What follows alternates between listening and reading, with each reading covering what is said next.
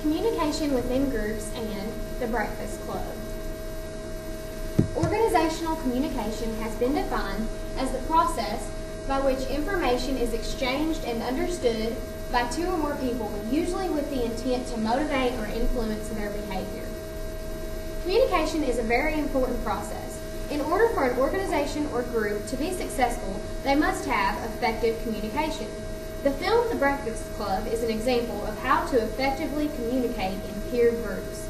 Now let's take a deeper look into the communication process itself, the barriers that hinder effective communication, and the conditions that must be met in order to reduce these barriers.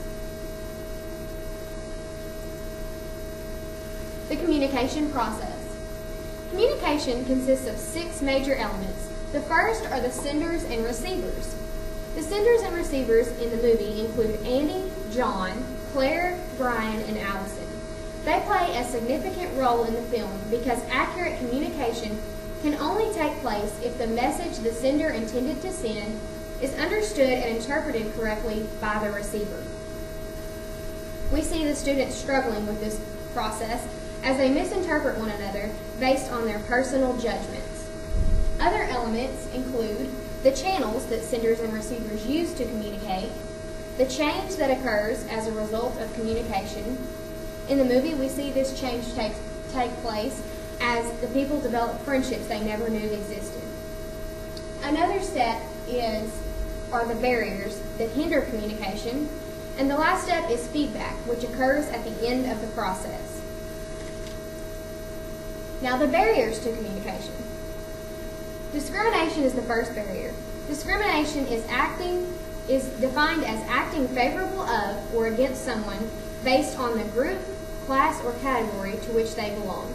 All the characters in the film negatively discriminate against each other because of their social status or popularity. For example, Claire and Andy, the popular students, discriminate against John and Allison, the unpopular students, because they think they are better than them.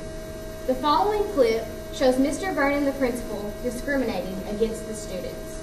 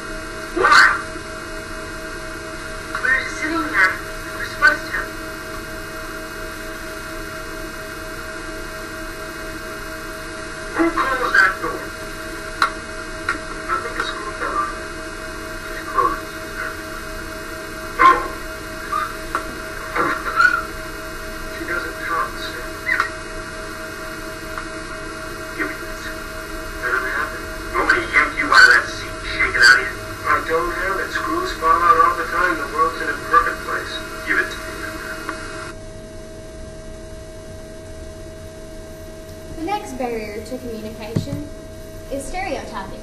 Stereotyping can be defined as a fixed impression or a preconceived idea about a particular social group, usually based on their physical appearance. From the beginning of the movie, all of the characters are stereotyped based on their appearance. For example, Andy is called a jock, Brian is known as the geek, Allison is a nut or a basket case, Claire is a spoiled rotten princess, and John is a criminal. The following clip shows John's stereotyped impression of life at Brian's house.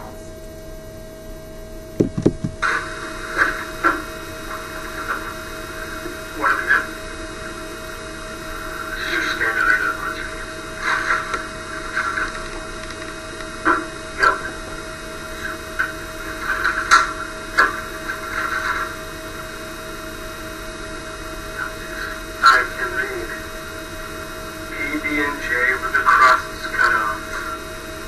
Well, Brian, this is a very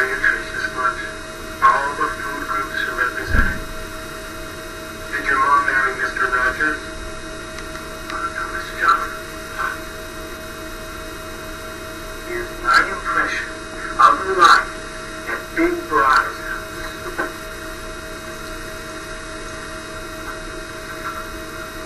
Son? Yeah, Dad? How was your day, pal? Great, Dad. How's yours? Super. Say, son, how'd you like to go fishing this weekend? Great, Dad. But I've got homework to do. That's all right, son. You can do it on the bus. Gee. Isn't our son swell? Yes, dear. Isn't life swell? Oh.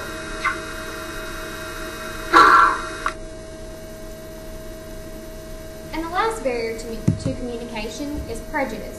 Prejudice can be defined as an irrational attitude of hostility toward an individual group or race.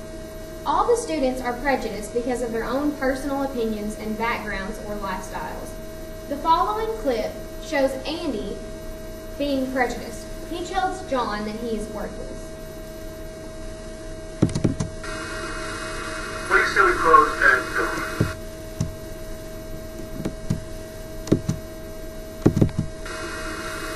What do you say we close that door? We can't make enough money for him checking us out every these things. Yeah, the door's supposed to stay open. So why don't you just shut up?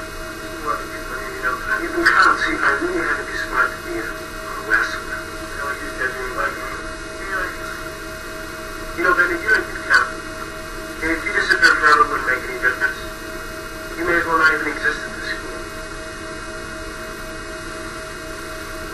Well, I'm right out and join the wrestling team. Maybe the prep club too. Student council. Yeah, they would think. Okay. You like guys like you knock everything. Oh, listen, it's not. You're afraid. Now let's discuss the conditions that must be met in order to reduce the barriers. There are 5 conditions that must be met to reduce the barriers to communication and ultimately achieve successful communication. Students should possess, number 1, students should possess traits and show behaviors that challenge their negative stereotypes. In the film, all the students achieved this. For example, Brian smoked marijuana and failed an easy class. Andy allowed his father to possess and control his life. Allison proved she really did desire to have friends. Claire smoked marijuana and had family problems, and John the criminal took responsibility for all of the students sneaking out of detention, which proved he did desire to help others. Rule number 2. Local authorities and norms should support the group's contact. Throughout the movie, Mr. Vernon, who is their local authoritarian or principal, shows he supports their contact by letting the group be alone to communicate and see if they can actually get along. Number 3. Contact or communication should be among individuals of equal status.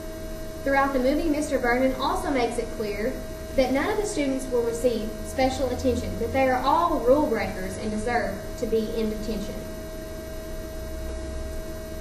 Condition number 4. Contact or communication should occur at an individual level. Throughout the film, communication occurred both verbally and non-verbally between the students, in groups, and between individuals. For example, true communication occurred individually between Claire and Allison when Claire offered to put makeup on her to boost her self-esteem. Effective contact or communication also occurred individually between Claire and John when she decided to let him out of the closet Mr. Vernon had locked him in. Number 5. Members of different social groups should work together to reach a common goal. The students decided to write a group essay instead of individual ones to explain what they had learned. They relied on Brian the Brain to put it together.